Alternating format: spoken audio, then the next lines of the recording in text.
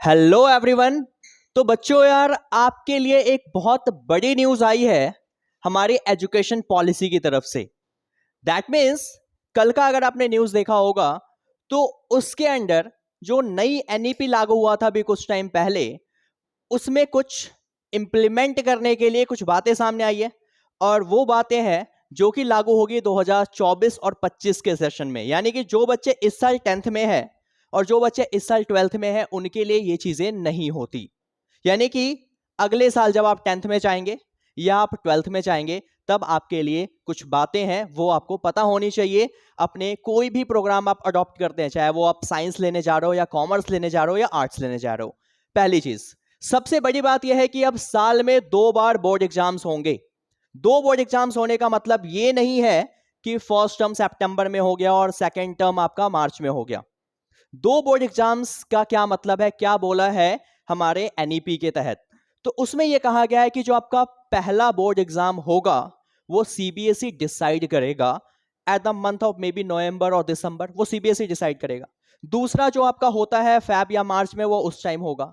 लेकिन इसमें बोला क्या गया है, इस बोर्ड एग्जाम का मतलब यह है कि सपोज आप अगर अपने नवंबर या दिसंबर के बोर्ड एग्जाम से पहले जो भी सब्जेक्ट्स आपने ले रखा है उन सब्जेक्ट में से, सपोज आपके पास टोटल 5 सब्जेक्ट्स हैं और 5 सब्जेक्ट्स में से किसी 2 सब्जेक्ट को आपने प्रिपेयर कर लिया है टिल सितंबर या अक्टूबर, जब भी आपका प्रिपेयर हो गया, तो आप उस 2 सब्जेक्ट का पेपर भी दे सकते हो अपकमिंग बोर्ड एग्जाम में, यानी कि पहले बोर्ड एग्जाम में।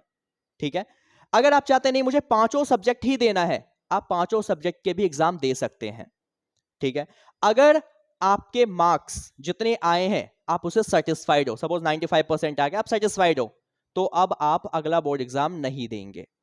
बट अगर आप अपने मार्क्स से सेटिस्फाइड नहीं है तो दूसरा एग्जाम होने वाला है अभी, उसमें आप फिर से इनरोल कर सकते हैं बोर्ड एग्जाम्स के लिए। ये 2 बातें हैं। लेकिन ऐसा भी हो सकता है कि मान लो 5 में से किसी 2 सब्जेक्ट में आपने बहुत अच्छा स्कोर किया, बचे हुए 3 सब्जेक्ट में आपने अच्छा स्कोर नहीं किया, तो अगले एग्जाम में आप सिर्फ उन 3 सब्जेक्ट का भी पेपर देकर उसमें अपने स्कोर को हाई कर सकते हो। और फिर वो आपके ऊपर होगा कि आपको कौन से मार्क्स लगवाने हैं। सपोज फर्स्ट आपने एग्जाम दिया, उसमें आप क्या है 85%, सेकेंड आपने दिया उसमें आप क्या है 98%, तो वो आप डिसाइड करेंगे आपको कौन सा मार्क्स लगवाना है अपने फाइनल रिजल्ट के ऊपर, वो आपके ऊपर छप के आ जाएगा। क्लियर है ये बातें? यानी कि 2 बोर्ड एग्जाम्स। उसके अलावा जो दूसरी सबसे बड़ी बात यह है कि ऑन डिमांड एग्जाम्स भी होंगे। ऑन डिमांड का मतलब यह है कि भाई सीबीएसई और स्कूल ने डिसाइड किया है कि आपके एग्जाम होंगे दिसंबर में या आपके एग्जाम होंगे मार्च में, बट अगर आपने अपना सारा सिलेबस प्रिपेयर कर लिया टिल जुलाई मान लो या टिल सितंबर मान लो, तो फिर आप स्कूल वालों को बोलोगे कि भैया ऐसा है मेरा एग्जाम अभी आप लो, आपको अभी एग्जाम लेना है मेरा, मैं अभी बोर्ड एग्जाम्स देने के लिए प्रिपेयर्ड हूं। चाहे वो ऐसा नहीं कि ऑल सब्जेक्ट्स, भले आपके एक सब्जेक्ट ही प्रिपेयर्ड हुए हों, तो फिर उस तहत उस स्कूल को बोर्ड एग्जाम अरेंज करवाना होगा आपके डिमांड के हिसाब से।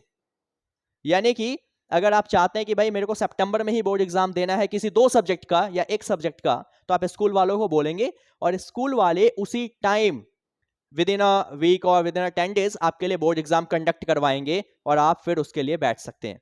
फिर अगले एग्जाम के लिए जो एक्चुअल में होने वाला है फेब मार्च में, बचे हुए सब्जेक्ट का आप एग्जाम दे दीजिए। तो ये भी होने वाला है। तो काफी बेटर हो जाएगा आपके लिए स्कोर करना अगर आप एक्चुअल में पढ़ेंगे तो। क्या पता सितंबर तक आपने 2 सब्जेक्ट प्रिपेयर कर लिए, सिर्फ आपने उसके एग्जाम दे दिए, अगले आने वाले 6-7 महीने में आपने बचे हुए 3 सब्जेक्ट प्रिपेयर किया, उसका एग्जाम दे दिया। ये हो गया।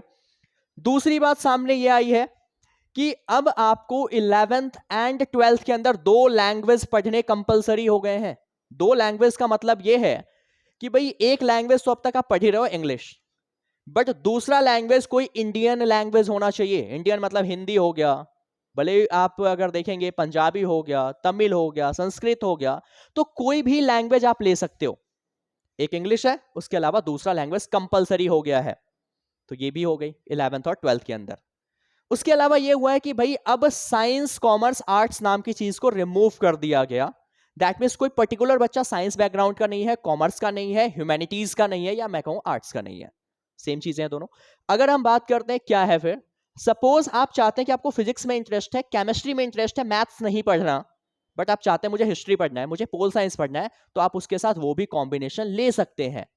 क्योंकि जो हमारी बाहर की यूनिवर्सिटीज है, तो अब यूएसए जाओगे, वहां की जो यूनिवर्सिटीज है वो ऐसे कॉम्बो प्रोवाइड करती है, वहां पे ऐसे सब्जेक्ट से कॉम्बिनेशंस है कि भाई बच्चा साइंस पढ़ रहा है उसके साथ इको भी पढ़ रहा है, तो ऐसे सब्जेक्ट्स भी आप अपने कॉम्बो के हिसाब से ले सकते हैं, ये भी आपके लिए बेनिफिशियल है।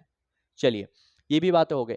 उसके अलावा अब नेक्स्ट ईयर से कह रहा है कॉम्पिटेंसी बेस्ड बनाया जाएगा आपकी एजुकेशन को। कॉम्पिटेंसी अभी भी चल रहा है, मतलब यह है कि रट्टाफिकेशन खत्म कर दिया जाएगा। ऐसे बच्चे हैं, ऐसे टीचर जो सिर्फ ध्यान देते हैं कि हमें सिलेबस कवर अप करना है, बच्चों को रटवा देना है, वो चीजें खत्म हो जाएंगी।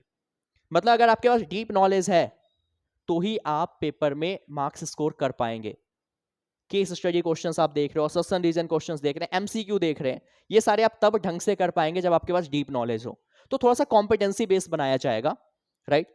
उसके अलावा ये आया है कि भाई अब हमारे लिए नई टेक्स्ट बुक आएगी अगले साल से, यानी कि फिर से कुछ और चेंजेस आएंगे, नए टेक्स्ट बुक आएंगे। नए टेक्स्ट बुक आएंगे, उसकी कॉस्ट भी बोली है कि थोड़ी सी कम होगी, तो पेरेंट्स के लिए थोड़ी सी अच्छी बात है, यानी कि थोड़ा सा पॉकेट फ्रेंडली बनाया जाएगा आपके लिए। तो नई टेक्स्ट बुक आएंगी, तो आप पुराने टेक्स्ट बुक पहले ही किसी से मत अरेंज करना, वो नया आपको लेना पड़ेगा। उसके अलावा ये बोला गया है कि इन सब बातों को ध्यान में रखते हुए पांचवी चीज ये कि यार सिलेबस कंप्लीट कराने पे फोकस नहीं किया जाएगा। तो टीचर्स का होता है यार, कई बार होता है कि चलो 2 महीना आराम से करा रहे हैं, लास्ट के 1 महीने बस सिलेबस कैसे भी कंप्लीट करा दो। बोला सिलेबस कंप्लीट कराने पे फोकस ना करके बच्चे के समझ पे फोकस कीजिए, उसको कितना समझ आ रहा है आप उस पे फोकस कीजिए। तो सिलेबस सिर्फ कंप्लीट कराना अब इसकी यानी कि जो दबाव है या प्रेशर है मैं कहूँ, वो टीचर्स पे नहीं रहेगा। मेन है कि बच्चों को जितनी समझ आई है उस बेस पे आप पेपर डिजाइन कीजिए, उस बेस पे उनका पेपर लीजिए, राइट। क्लियर है ये सारी चीजें। तो ये सब आया है हमारा नए एजुकेशन पॉलिसी के तहत। सेम यही चीज 10th वालों के लिए भी एप्लीकेबल है और 12th वालों के लिए भी एप्लीकेबल है। ये जो गलत फहमी पल गई थी आप लोगों के दिमाग में कि यार 10th और 12th से बोर्ड एग्जाम्स रिमूव हो जाएंगे, ऐसा बिल्कुल भी नहीं है। इवन अब 2 बोर्ड एग्जाम्स कर दिए गए हैं आपके हर एक क्लास के लिए। क्लियर है। तो अगर आपको पसंद आई, अपने फ्रेंड्स के साथ ये वीडियो जरूर शेयर कीजिए, उनको भी बताइए, और अपने स्ट्रीम उस अकॉर्डिंग आप डिसाइड कीजिए आगे। तो बड़ी न्यूज़ है, बड़ी अपडेट है आपके लिए। मिलते हैं आपसे अगली वीडियो में। Thank you so much for watching this.